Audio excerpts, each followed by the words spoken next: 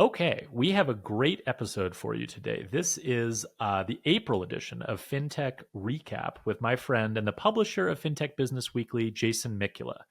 Jason stops by to take us on another 3-hour tour of Bass Island because some very exciting and dramatic things happened. We also, as everyone in the fintech ecosystem is doing right now, chatted about Klarna, which has filed the paperwork to go public. We talked about what was in their F1, not S1, F1 filing, what that means, how it's going to impact competition in the BNPL space with a firm who obviously is already public. So we really got into a lot of BNPL detail. And then at the very end, it wouldn't be a good episode of Fintech Recap if either Jason or I didn't rant a little bit. In this case, I was the one who went off the deep end. There's a new neobank for gamblers out there that made me absolutely lose my mind. If you're listening to it with polite company, please ask them to do earmuffs when you get to that section of the podcast, because I do come a little unhinged, but I think it was worth it, and it definitely made for an entertaining episode. Before we get to the podcast, I also want to quickly mention that this week we are actually opening up access to a new product that we built at Fintech Takes called the Fintech Takes Network. And the network is really just a new type of professional networking platform specifically built for fintech professionals. So if you kind of feel like Twitter is losing its mind, or if you think that LinkedIn is just overrun with cold calls and outbound salespeople, but you're looking for the sort of camaraderie and insights and ideas and generosity that you're used to getting from the fintech ecosystem, I would recommend trying the Fintech Takes Network. It's new, but so far it's been working really well. And if you're interested in getting access to it and applying to be a member, please watch for links and announcements about the Fintech Takes Network in the Fintech Takes newsletter. And I'll also be talking a lot more about it in future episodes of the podcast. So with that, I'm going to go ahead and drop us right into Fintech Recap.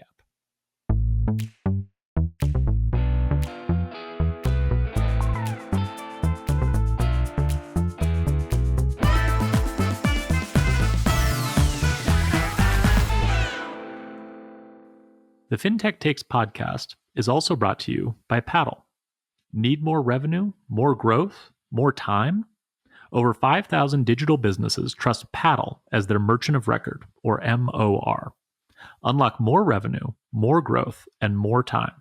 Get more at paddle.com. Hello, and welcome back to Fintech Recap. It is a new month, almost, when we're recording it. It will be by the time you listen to it. So we are back talking about what's been happening over the last month or so in fintech. My name is Alex Johnson, and I am joined, as always, by, back in his native, except not native land, but his home away from home, Jason Mikula, publisher of Fintech Business Weekly. Jason, it's great to see you via Riverside. We were just together in Vegas not that long ago. Yeah, I feel like I barely saw you, because when we do panels together, it's not like we're talking, but we're not talking. No, not like talking. We're doing whatever this is. Yeah, exactly. And speaking of my not native adopted homeland, I actually have an appointment. I have an appointment to give all of my biometric information to the Dutch Immigration Authority tomorrow morning to renew my visa so that I can stay here. Go ahead and make the joke I know you wanted to make. I might need to give my biometric information to the government of the Netherlands. I tweeted this. I don't know if you saw it. The visa I'm on at the moment is actually called DAFT, which is the Dutch-American Friendship Treaty. And so the joke is, I'm not sure how much longer that friendship treaty is going to be around. Also, the acronym being DAFT is just rules. That is so great. I love that. That's more like, I guess, British English than American English, but still, I can appreciate the joke. Well, it is great to see you again. I know you've been doing a tremendous amount of travel all around the place, including Vegas, but obviously other stops as well.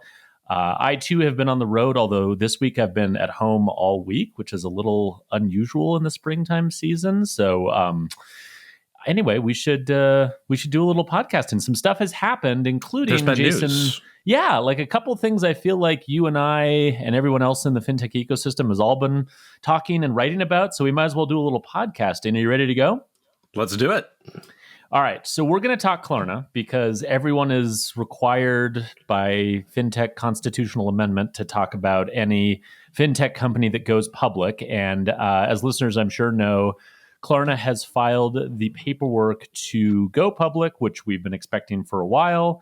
As Jason very astutely pointed out to me, because I was way too tired to notice such an obvious thing, the form that Klarna as a foreign entity filed is called an F1, not an S1, as I incorrectly stated in my newsletter talking about the Klarna news. So, Jason, thank you for that small correction. But maybe we can spend a little time talking about all of the different Klarna-y things that have been happening, a lot of which has been sort of news timed around the filing of this paperwork, and then get into the actual numbers from the F1. Does that work?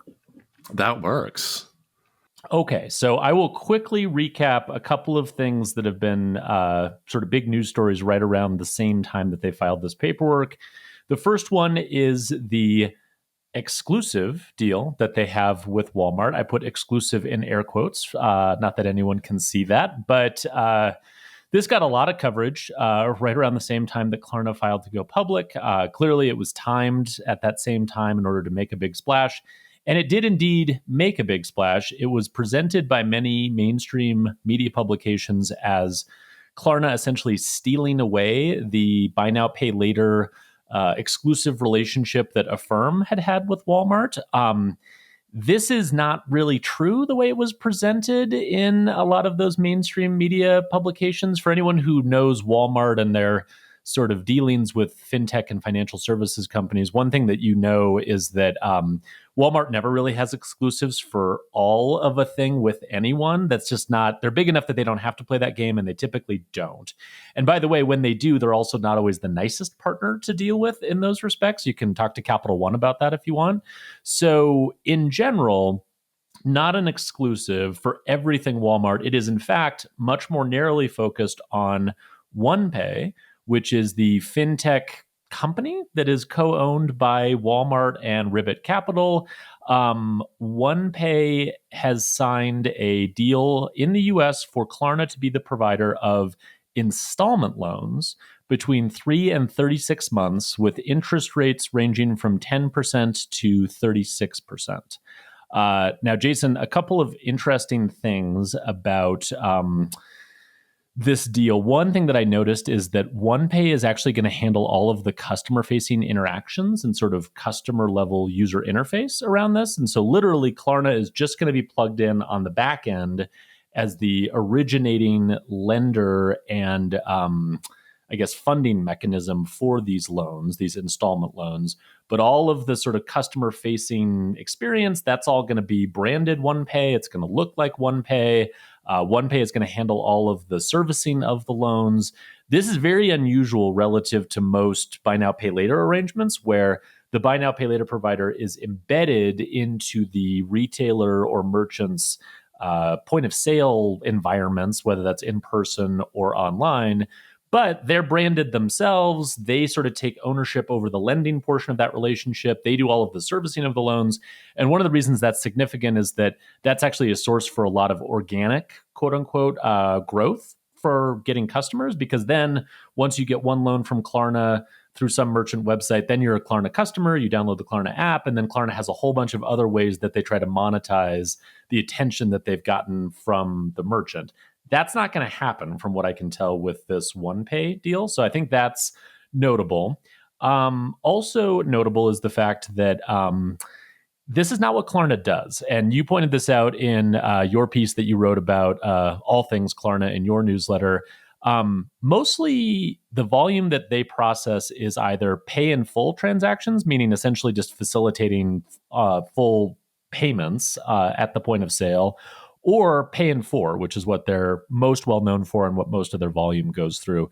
From what I can tell, Jason, only about 5% of Klarna's volume is these installment loans with interest. So this is not something that they do much. And the two things about that that are interesting to me are, one, there is actually a portion of Klarna's revenue, which actually has been growing quite a bit, which is related to what they call reminder fees and snooze fees, which we'll talk a little bit more about. But these are fees associated with either not paying on time or needing to move or adjust your payment date for certain types of lending products that they offer. That is a growing portion of Klarna's revenue. I would be a little surprised if Walmart was just cool allowing those types of fees exactly the way that Walmart has traditionally structured them. So it didn't say anything about this in the press release, but I think that might be an area where there might be some differences from the way Klarna typically does it. And then the other part that I know you'll find interesting, this might just be a topic for you and I and no one else cares, but I can tell you that public market investors who cover Pagaya, which is a embedded second look lending network that I am personally obsessed with, Pagaya has a partnership with Klarna. And the news of this partnership with Walmart, or I should say OnePay and Klarna, definitely caught the interest of those stock market analysts that cover Pagaya. And I think there's an expectation on their part that Klarna is actually going to be the sort of behind the scenes originator and funder of a lot of the lending volume that's now going to go through this OnePay Klarna relationship. I have no idea if Walmart and OnePay are aware of that, comfortable with that, what they think about that. But I think that's the other element to this sort of arrangement, specifically because it's these installment loans that Klarna doesn't do a lot of, that I find interesting. And then final thing, and then I want to get your take on this Walmart stuff. There was a little footnote that some people noted, including yourself, in the Klarna IPO filing that stated that Klarna has entered into a commercial agreement with a global partner pursuant to which Klarna granted 15 million warrants, roughly, each to acquire one ordinary share in Klarna Group PLC in exchange for certain services with a weighted average exercise price of $34 per warrant. So essentially, the option to buy shares in the soon-to-be public Klarna. The partner is unnamed, but I've heard some informed speculation from a number of sources that that partner is in fact Walmart, which would suggest that to a degree, OnePay and Walmart are being given a monetary gift as a part of this arrangement or this partnership that Klarna has acquired. So, Jason, I'm going to pause there. That was a lot. What jumps out to you? Yeah, I mean, so Affirm being the most, in my opinion, like logical public market comp in the United States, has been the logical point to sort of like draw some comparisons. I mean, as you pointed out, the makeup of Klarna's business, is quite different than Affirm's, and we can talk about some of the sort of underlying origin story about why. But as I was pulling the data, and I should have just asked Jevs because he already had it all. That's what I did. I cheated. But I sat there and schlepped my way through the Affirm's old S1, their FY 2024, which I think you and I texted about how we hate fiscal years. It's horrible. And Klarna's F1, it's like, like 80%, 79% of Klarna's business is paying for and also paying 30, which in my head, I just sort of think of those as the same thing. Like either it is for payments over like a 6-week period, or you're just deferring the payment for 30 days. So like slightly different, but like functionally the same, similar risk profile. And only 5% of its 2024 volume was interest-bearing installment loans. So, it's like, okay, you drove some good press coverage by saying, having a very carefully worded press release that's apparently led most mainstream press to cover this as Klarna poaches BNPL relationship for Walmart from Affirm, which is just factually inaccurate. Affirm put out an 8K, I think the same day, saying like, as of the filing of this 8K, we are still working with Walmart. Could that change? Yes.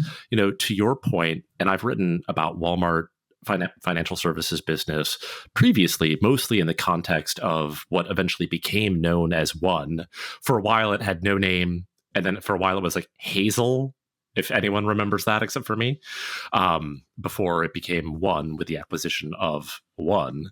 But if you go to Walmart's website today, they still offer the Walmart Money Card, which is basically a white label Green Dot, and they still offer Green Dot's card. And so, to your point, it's quite clear that historically Walmart has not done exclusive arrangements in its financial services business. I mean, what turned into One started over 4 years ago, and Walmart still offers these two Green Dot products, and rinse and repeat in the remittance space, where they have a Walmart like white labeled thing called Walmart to Walmart, which I always forget. I think that's RIA, and they also work with MoneyGram and Western Union. So they just don't have a history of doing exclusive deals because they just really don't need to, given their scale. I can't help but like be a little bit cynical and whenever we're talking, it's like the less filtered version of me versus the newsletter. That's why we love you. Yeah. Klarna raised at a peak valuation of, it was like 45 billion and change. SoftBank, yeah. Yeah. And so, who knows what the structuring and the preference stack and all of that in that deal was, but like if you're Klarna CEO Sebastian Semitowski, like you have every incentive to try to drum up as much demand, both for the actual IPO, so when your bankers are doing the roadshow and selling to institutional investors primarily, as well as to generate that first day pop, which by the way, I hate, and it like statistically is meaningless because for a whole lot of reasons, but we don't need to get into that. He has every incentive and motivation to go do that. And so you have this kind of misleading Walmart exclusive. I think even more transparent was the tweet he sent in early Feb that Klarna was going to, quote, embrace crypto, more to come, end quote, with no explanation of how, why, or in what capacity. I, did a quick Command F on the IPO filing. Like it didn't mention crypto a single time, right? Because they don't do any. And then of course the long running AI narrative of like we're just going to fire everyone and replace them with AI, but then like backpedaling somewhat to say like, oh, actually human customer support's important and we're going to emphasize it. Right. I've been on this ride too many times not to see all this and like read it as you're trying to pump the IPO price. Like, I get it. That's kind of your job, I guess. But if you look at the sort of messaging comms strategy of like Max Levchin and Affirm, it couldn't be more different. Yeah, no, I totally agree with that. And I think that, just to emphasize a couple of things you said, I mean, Affirm and Klarna are just wildly different businesses, right? I mean, they just are, even though they're very natural points of comparison to each other. As you said, one is very focused almost entirely on installment lending and does a little bit of pay by four and all those kind of things. But for the most part, it's like installment lending. That's Affirm. The other one does almost entirely pay in 4, pay in 30, pay now, and that's Klarna. And so when you see them kind of occasionally overlap a little bit, there's actually an interview that Max Levchin did that sort of in response to the Walmart news and trying to sort of calm the market down a little bit, which I actually thought he made a good point in, which was, think of Klarna as trying to replace your debit card and think of Affirm as trying to replace your credit card. And I thought that was a fairly sort of easy way of kind of dividing up the two, because he's right? I mean, like credit card, revolving interest, lending on credit cards, like that is clearly what Affirm is aiming at. That's what the debit card plus Affirm capabilities sort of functionally replaces in a point of sale context. So like that is very much their business. And I think, the comparison to Klarna versus a debit card is a reasonable way of thinking about at least some parts of Klarna's business. Jason, just for listeners, I'm going to run through the core metrics, and I pulled these right out of your newsletter since you did all of the hard work. Jump in on any of these that you think are sort of interesting or telling, particularly as they either relate to a firm or maybe that are a little bit deceptive relative to like the actual truth based on that Klarna sort of storytelling angle that you were describing. All right. So gross merchandise volume, which is essentially the amount of transactions that Klarna facilitated, 2024 was $105 billion. Gross revenue was 2.8 billion for 2024. Revenue as a percentage of gross market value, GMV, which you define, and a lot of people talk about as take rate, which is a really, really important metric, is 2.68%. Net income, aka profitability, is 21 million for 2024. So go ahead and I know this has been I know that this has been widely acknowledged, but that profitability was only driven by the sale of Klarna Checkout. Yes, which my understanding is the sort of strategic decision to sell that is functionally like a payment service provider. Mm-hmm. That was kind of similar to like a Stripe or an Adyen. Yeah. Yes. Well, and Klarna also partners for distribution with Stripe and Adyen and other PSPs. And so I think the decision was like, we should get rid of this just to like make these relationships work better. Yeah. And if we time it so that it lifts us to profitability the year before we IPO, like that's, a nice silver lining. The operating income, I believe, was like negative 121 million or something like that. Yeah.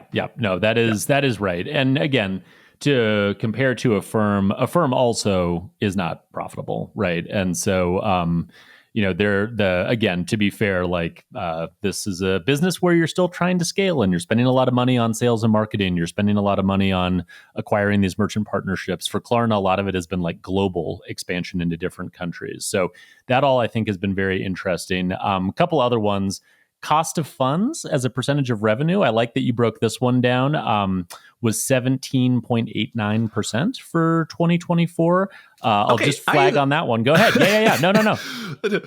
We were texting about this. Yes, we were. I still don't really understand this because, like, one, Klarna does own a bank, and in the IPO filing, it says that like 94% of its activity is like funded from deposits. Yes.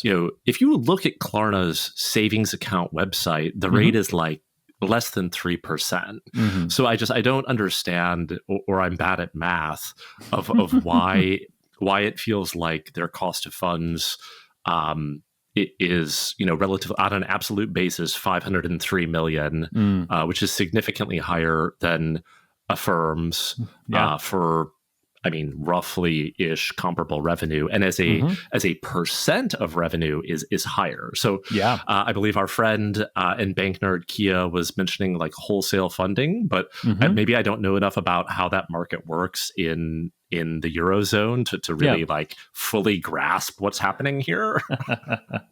Well, it's funny you flag that one because I noticed that too, and Klarna did talk a lot in their F1 about the advantage they have as being a bank and the advantage sort of trickling through to cost of funds. But you're right.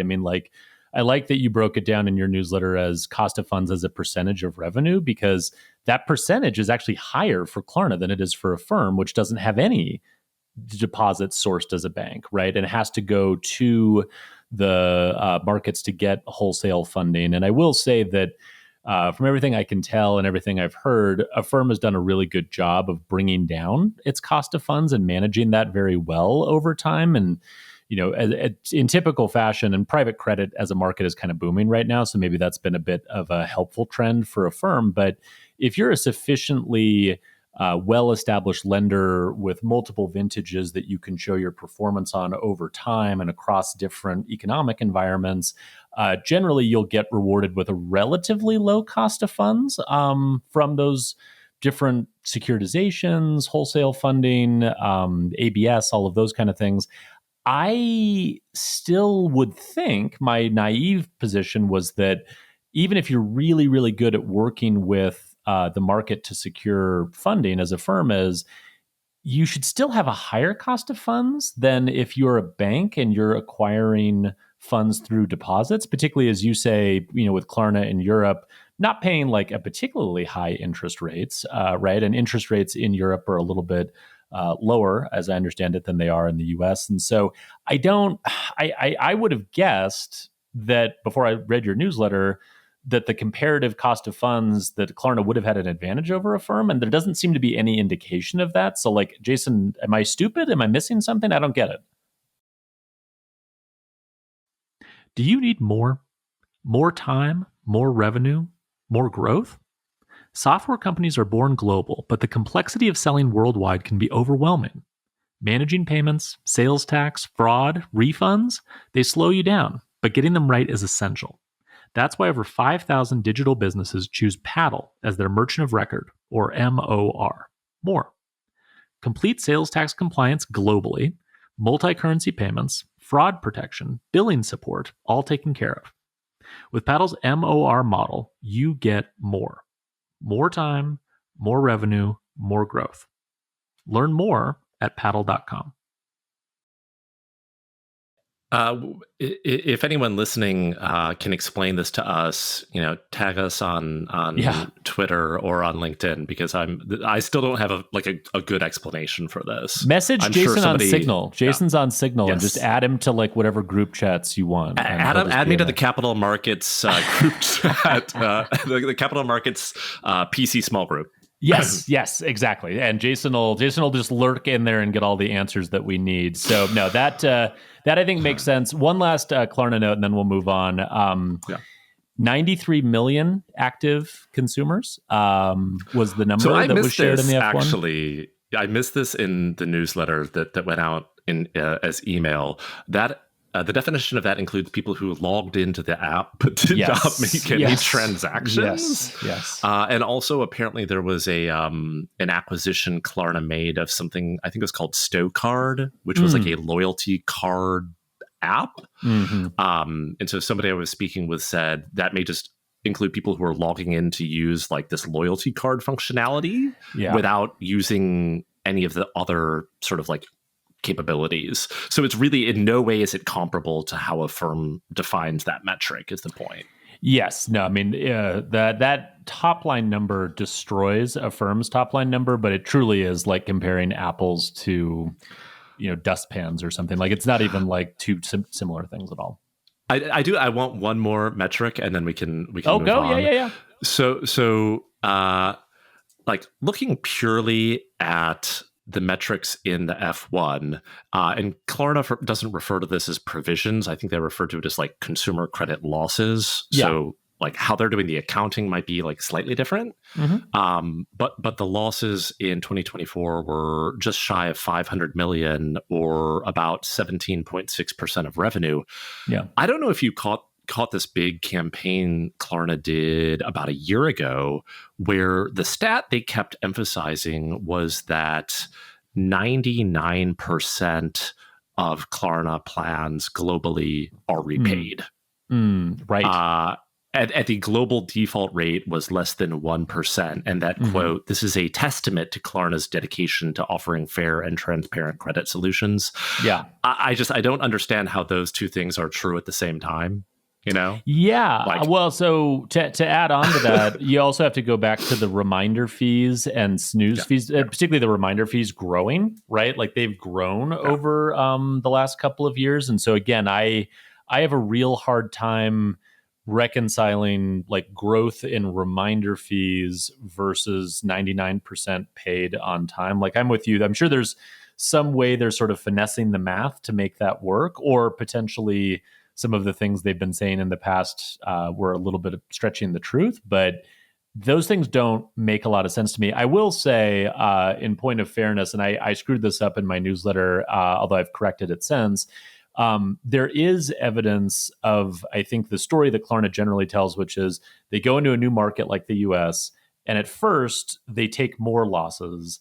And then as the argument goes, as their underwriting gets better and as they sort of get to know that market a little bit better, I would say also like they become maybe slightly less aggressive in trying to sort of fulfill all of the wants and needs of the partners that they've gone into over time. But as they sort of mature in that market, their credit losses decrease, and they capture that in a metric called transaction margin in the F1, which is kind of a funky metric, which is why I screwed up my interpretation of it originally, because it's worded kind of strangely in how they describe it.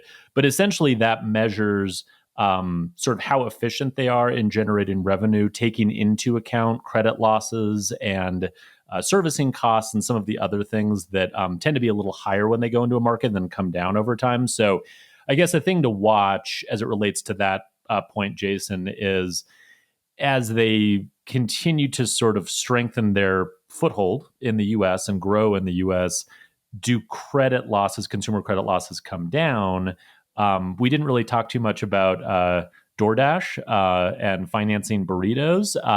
That was another little bit of news that came up kind of around the same time the Walmart thing did. And there was a lot of good tweets. There were some I had good a lot jokes. of like it was funny. It was a fun 2 days. In fact, I think Sebastian actually got on Twitter to sort of like push back on all the jokes because it was getting to be a little much for him. But you know, on the one hand, like, you know, we already use credit cards to buy fast food. Like, it's not really that different, but there is, I think, this macro sense that people have of Klarna and other pay and for providers sort of driving consumers right to the very edge of what they can afford. And so, again, from a credit risk and credit performance perspective, I think the question is, how does pay and for in particular hold up if there is more of a sort of fundamental shock to consumers' balance sheets or ability to pay? We still haven't really like gone into a recession. So like the credit environment has not really been tested as it relates to pay and for. And so I'm withholding judgment on some of those things until we see how they do in that environment. For sure. Should we wrap up Klarna? Do we need to make a visit somewhere? Yeah, we do. Jason, I mean, I don't know, man. Like, don't come to Las Vegas, I think, is kind of the top line for this next story. Because whenever you come to Vegas, the volcano in the middle of the Bass Island Atoll seems to like heat up again. And that happened right when we were all together. This is probably why I didn't see you much apart from the times we were speaking.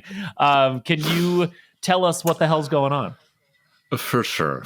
I mean, it's interesting, you know, and I think that you've probably detected this theme as well, even though you were unable to come to my panel because you were simultaneously moderating. That's true. In some other room. I heard through the grapevine, by the way, that you won our little bet about who was going to get more people into the room. I didn't count, and I heard anecdotally. It was early in the morning. Yeah. It was 8:30. I don't know what kind of party that Peter at Synctera had. I was in the Treasure Island sleeping at like 8 p.m. But I know that because you ditched out of all of the things very early. Yes, but anyway, yes, you were doing your whole thing. There seemed to be maybe not a full consensus, but like that, you know, Bass is now a 4-letter word and people only want to talk about it, embedded finance, but embedded finance island does not have the same ring to it. It really doesn't. We're not going to call it that. Here's the report live from the ground in Las Vegas. And I have to say, it was like a very interesting, confusing, tumultuous 24 to 48 hours. Yeah. The former chairman, Scott Lenoir, who currently identifies as the founder of Evolv, I did not see him, but I did have multiple sources confirm he was doing the rounds at the Venetian, essentially trying to calm the waters and previewing the unsigned open letter. Though I'm extremely pedantic, and the fact that the letters are just signed like the leadership team drives me insane. But heaven forbid we actually put our name on anything. Yeah, that's neither here nor there. Yeah. But previewing the open letter that then came out that Wednesday during the week of FinTech Meetup, simultaneously a like related but separate story. You know, multiple people with knowledge of the matter were telling me that the relationship between Evolv and Mercury had become, quote, toxic. I spoke to enough people that I had a high degree of confidence that this characterization was accurate. So Sure. I reached out to Evolv's communication person that Tuesday and got a message back saying, like, no, this doesn't resonate, and nothing has changed in this relationship. I'm like, okay. I may have been getting a nightcap also at the sad Treasure Island, and at 11:14 p.m. Tweeted like, okay, like Evolv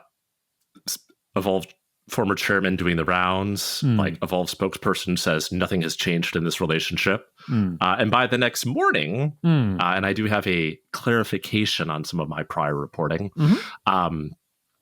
apparently Mercury informed Evolv some number of hours prior to beginning to email its customers to say, hey, like, we're moving off Evolv, and made a public statement, to that effect. I will point out that this is not, typically how well-run bank fintech partnerships manage a program transition, and we can certainly talk about that. A few more small details. According to comments that Mercury gave to an industry trade publication, there were operational issues as Mercury scaled its program with Evolv, particularly international wires, which apparently required a phone call confirmation between Mercury and Evolv to process.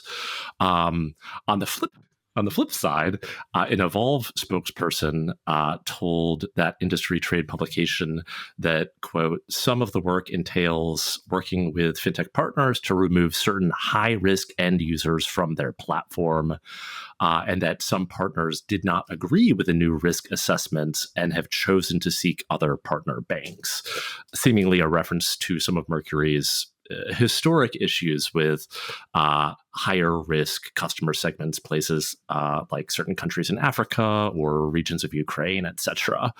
The bit about scaling doesn't really make any sense because Mercury, as I understand it, stopped onboarding new accounts at Evolv some time ago, and in fact has been offboarding accounts on an ad hoc process for various reasons. Because they've been working with Choice and then more recently Column, correct? Yes, correct. Yeah.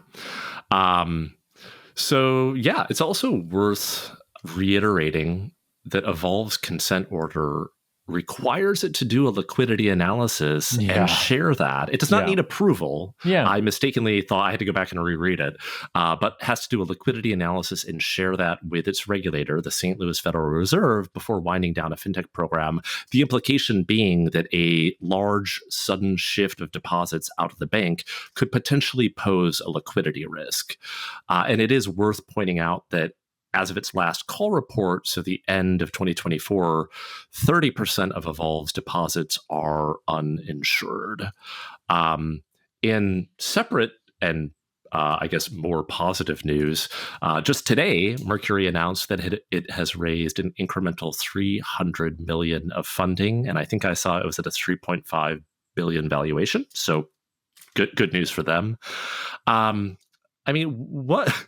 What do you think regulators think, and I guess in this case that's like the St. Louis Fed and Arkansas State Department of Banking, but I mean FDIC has skin in the game too. What do you think is going through their head when they see this chaos, and I would describe it as chaos, just spilling out publicly, like crazy open letters, like emails where the bank doesn't know what's happening, like social media, it can't be a positive. No, I mean, the thing that immediately popped into my head when I saw all this reporting, which is fantastic reporting, by the way, and Jason got a few more gray hairs, I think, as he was doing all of the reporting on this story while he was in Vegas. But I did. If you saw me Wednesday morning, it was like, He looked a little. I did see you a couple times in the hallway, and you just had this sort of like set to your shoulders. I was like, oh man, something's going on.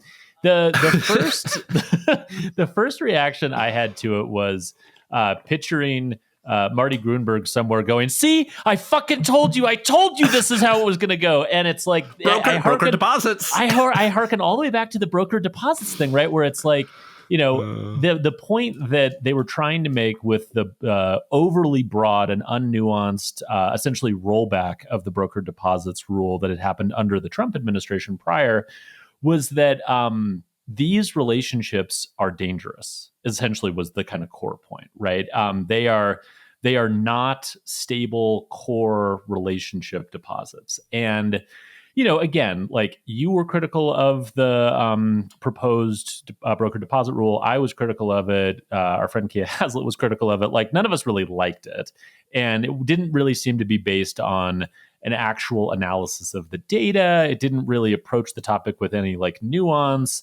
I sort of heard through the grapevine that like Grunberg and the FDIC didn't really care that there was no nuance there or what impact it would have on the fintech ecosystem. Like, they didn't really give a shit about that. But there was this sort of like intuition, I guess, that like this thing is not the same as kind of core deposits, right? And it needs to be classified differently. We need to treat it differently. It's dangerous. And all of the fintech arguments and all of the BaaS bank partner arguments around, oh, no, these deposits are like very safe. They're very like stable, like they're very predictable. We can model how they're going to behave, all these things. That all took a huge hit in relation to all of this, right? And the thing I find really strange about this story is both sides of it, right? So on the Evolv side, I have absolutely no idea how Evolv could possibly be surprised by this. And from everything I can gather, they were surprised by it. It caught them somewhat by surprise. But like to your point, they knew that Mercury was not happy. They knew that Mercury was not onboarding new customers. They knew, because it was announced publicly, that Mercury had added Column as a partner bank, which clearly indicated that they were moving in that direction.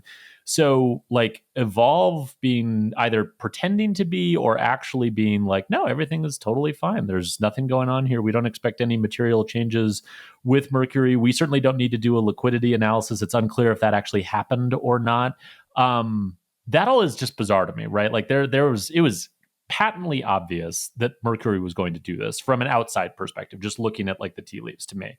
And then on the Mercury side, I also do not fucking understand this at all. Like, how could you tell your partner bank that you were going to be migrating off just reportedly, I guess, hours before you started communicating that to customers? Like, that is and they had been planning it. They had been planning it, I guess, internally for months. You have to, right? Like, you're not going to communicate to customers. How do you do that? Like, how do you're not going to communicate to customers until you've already done all the legwork internally to manage that thing, right? You're not going to tell customers you're doing it until you're ready to do it. But you can't do that without the bank partner being involved, right? I wouldn't think. Really don't. No, and I really don't want to start talking about the Bank Merger Act, particularly because I don't I'm not super familiar with it, but from doing the reporting on this piece, legally, those are customers of Evolv. That's right. And so if you're, quote unquote, migrating these deposits from Evolv somewhere else to Choice, to Column, that potentially can have Bank Merger Act implications. Similarly, if there are associated debit cards that are issued by Evolv and you're doing a BIN migration, that also potentially can have Bank Merger Act implications. So it is just a wildly complicated process. It takes what you reported in your piece, like how many months does it take on average to migrate? Like a typical would be 6 to 12 months. Yeah. And again, like, I've never myself done one of these, so this was a combination of talking to people and reading the very excellent guides on Lithic's website. Right. But there's all sorts of trailing things you have to deal with, whether that's, chargebacks for things that happened 30 days ago, like ACH reversals or disputes that happen, 60 or 90 days ago or whatever. I mean, I guess these are business accounts, so the protections are a little bit different, but it's an exceedingly complex task, which I think it's fair to say Evolv doesn't have the best and the brightest. No, no. I think that is, I mean, I've written about that many times in the past. Yeah, I mean, Yes. I think all of that is very true. But again, like you guys are making Marty Grunberg look right. And like that should be a badge of shame for everyone involved in this because like the broker deposit rule got essentially removed. They're not going to move forward with that proposed rule. I think we need something, man, because if this is how these types of relationships can get unwound and the level of chaos associated with them, clearly there are sort of larger risks to the banking ecosystem and ultimately to end customers who like I wouldn't be thrilled to know this as a Mercury customer that like this is how this transition was planned. Like it wouldn't create confidence certainly.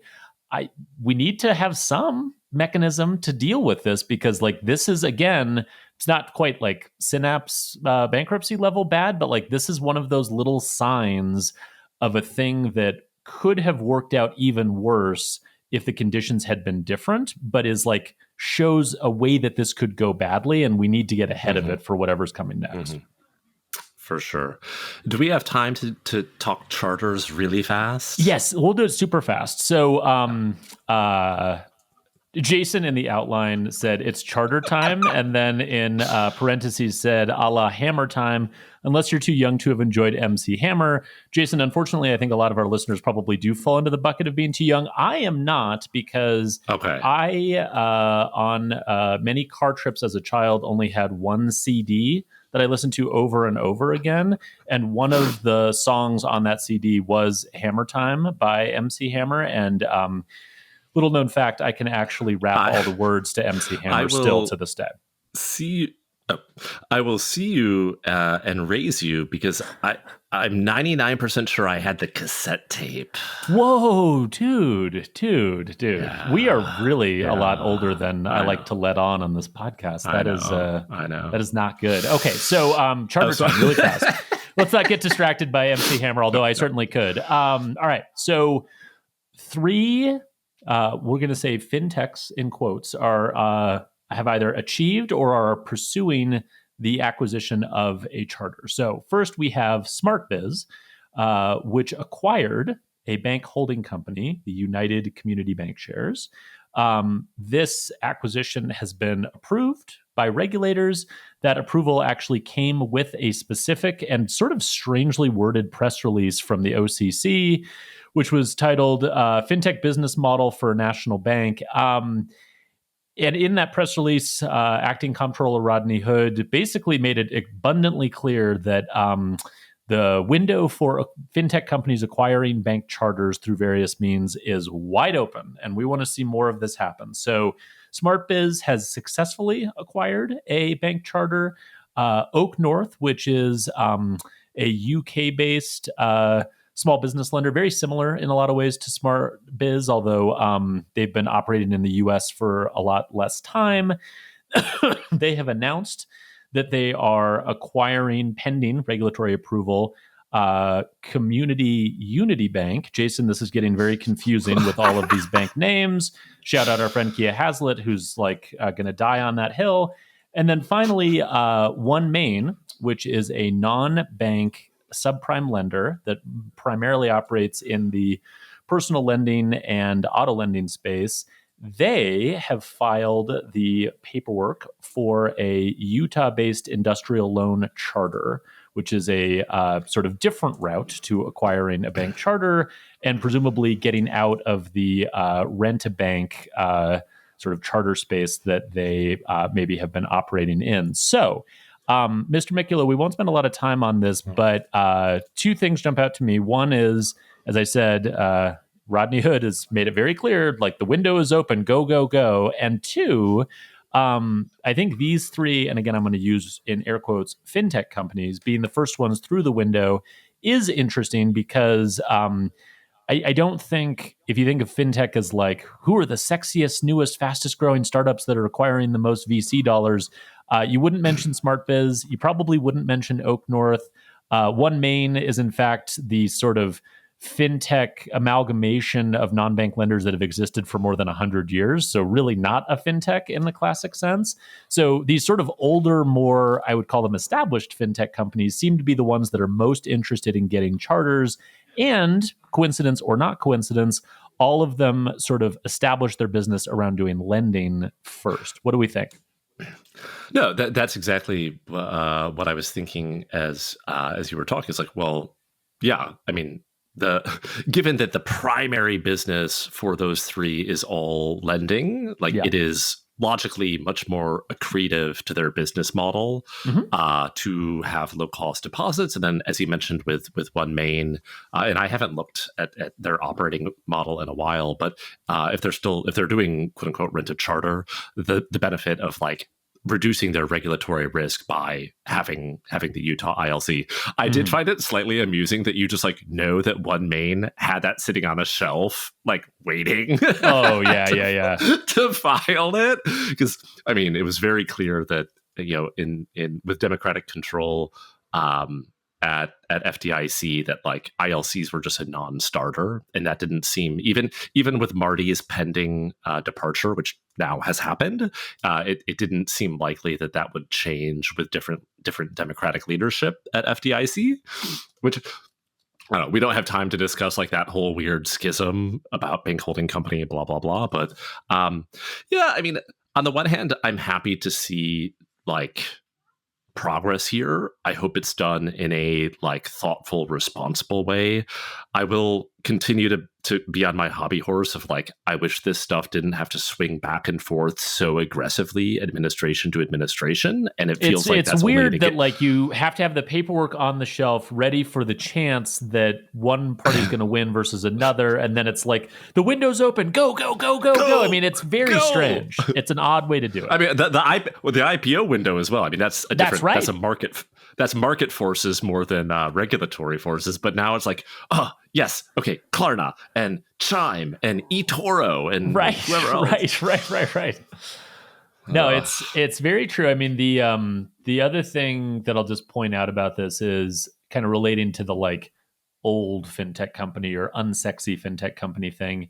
I do think there is going to be sort of a reverse correlation between the odds of success that a fintech company will have in getting a charter, either de novo or acquiring an existing bank charter, and let's call it the velocity of their business, right? And the reason I say that is just that, even under a Trump administration, prudential regulators are prudent, right? Like they're not crazy. And all of the people who've been nominated to lead the agencies are all pretty like inside the margins, kind of normal bank regulators that first and foremost think about safety and soundness, right? And so they are not going to be, I don't think, like overly aggressive in trying to court the like highest risk, highest velocity, most innovative fintech companies to come get a bank charter. Don't worry, we won't like try to hamper your business. You can move as fast as you normally do. Like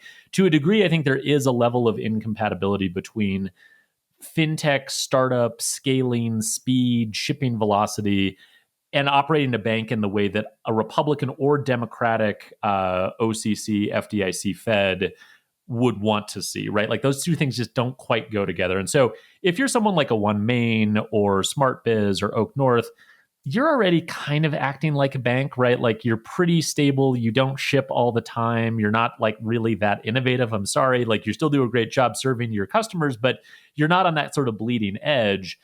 The example I think is sort of as a contrast is someone like a Ramp, right? For example, I just don't see Ramp wanting to get a bank charter anytime soon because I think they're still in that mode of like, we want to move really fast. We don't want to be told no. We don't want to have to check with regulators every time we're going to do something. Like, I think there's a class of fintech companies that we think of as more like the innovative side of fintech. And I just don't know that business model, which is really like effective for them and profitable for them and is the way they attract more VC funding and get the public markets interested. I don't think that model is really all that compatible with getting a bank charter. And I don't really think that's going to change as much as we might think it would over the next 4 years. Yeah, I mean, I know this is sort of like a super high level generic way to describe it, but like having been in sort of both worlds, admittedly only for 2 years at Goldman versus longer in the more like fast growth fintech world, it is just like a fundamentally different culture and DNA. And not to say that companies like Ramp and Brex and Mercury, et cetera, aren't great companies, but that sort of risk on, risk off, or risk tolerance attitude typically flows from senior leadership, CEO down.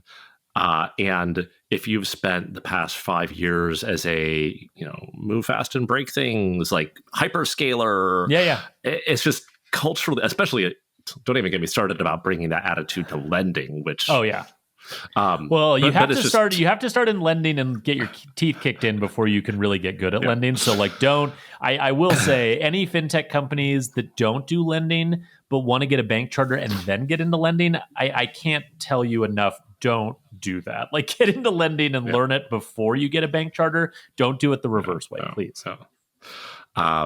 But should we move on to what we can't let go of? If you want to go first. We need to rant. All right. I'm going to say off the top that for anyone listening, like in the car, maybe you have kids in the car with you, like this is like earmuffs time because I'm going to like lose my mind for like 2 minutes. So just bear with me. I apologize for the profanity that might result. But there is I'm going to call it a neobank for gamblers that has just received $17 million in a seed round. It's called Edge Markets. The product is called Edge Boost. I think it's the worst thing I've ever seen. Maybe, I don't know. I sort of just, I think I had a stroke when I first was like looking at their website. But the thing that's really disturbing about it, and I've written a lot about gambling and sort of the convergence of financial services and gambling, and this is pretty much like sits right in the middle of that intersection. The way they present it, Jason, is as a sort of like vertical SaaS solution almost for professional gamblers, right? So like if you're a professional gambler and you need to have a separate bank account for your business that's different from your personal account, and that business bank account needs to be able to transfer large amounts of money instantly to different books and different casinos, and you don't want banks to put a hold on that because they're concerned you might be losing your mind, we're the bank for you. And I guess if you sort of squint and think about that, like maybe, perhaps that makes sense, right? Like every category of SMB owner deserves a bespoke bank account. I kind of believe that. So like, whatever, that's fine. The problem is that the universe of professional gamblers is very, very small. People who actually do this as a business. It's maybe a couple 100,000 at most in the US. That does not justify a $17 million seed round. But Edge's lead investor, Bullpen Capital, is very familiar with the larger market that they could potentially attack, which is the sort of amateur, just trying out gambling on the side market. That is much, much bigger and has been growing faster over the last, 7 years. And actually, Bullpen Capital invested in FanDuel, which is one of the biggest companies that has benefited from that growth of amateur gambling. And when you look at a lot of the products and features built into this bank account, Jason, they are not features and products that are being built for professional gamblers. They're being built for amateur gamblers. There's a whole responsible gaming component to this app that provides like cooldown periods or this mechanism that you have to get like a friend's authorization in order to gamble more. Guess what? Professional gamblers don't need that. Professional gamblers don't gamble with emotion. They don't gamble from a position of sort of psychology taking over their decisions. They gamble in a very cold, rational way. That's what makes them professional gamblers. If you're a professional gambler, you don't need responsible gaming features. You know who needs that? Amateur gamblers. So I will say I hate this so much.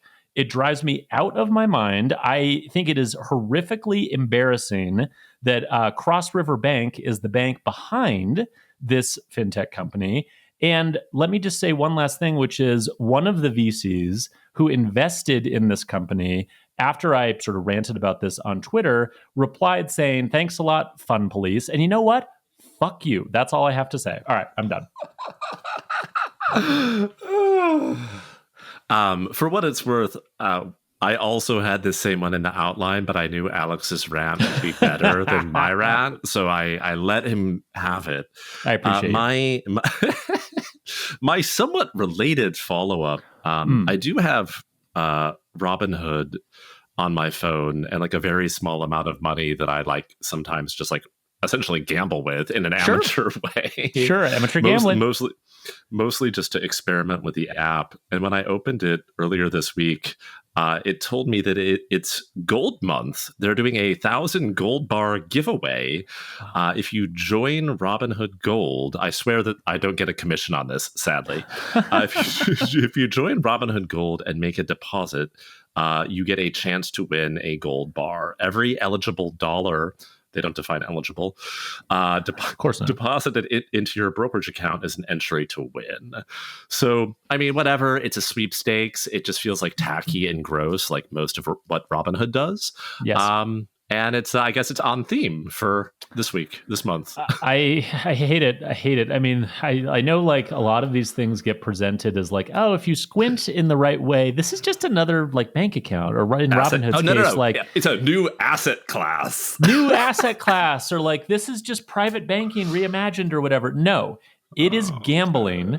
It is deeply irresponsible. People are going to get hurt. And by the way, all of this has very real world, non-financial consequences, right? Intimate partner violence goes up by a measurable amount when an NFL home team loses in an upset. And that effect is more pronounced in states that have legalized mobile sports betting, right? Like this shit has like an actual real impact on people's lives.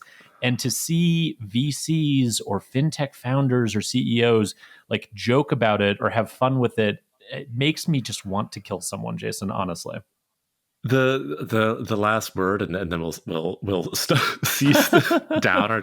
This is I briefly lived in the UK where sports gambling is I think far more prevalent. Yeah. At least historically, it's been like far more accessible than it has been in the US, including digitally.